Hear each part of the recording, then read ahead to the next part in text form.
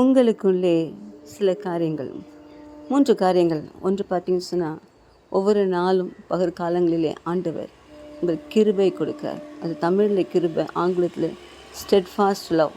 அது நிலைவரமான அன்பின் ஒரு அரவணைப்பை உங்களுக்கு ஒவ்வொரு நாளும் கொடுக்குறார்.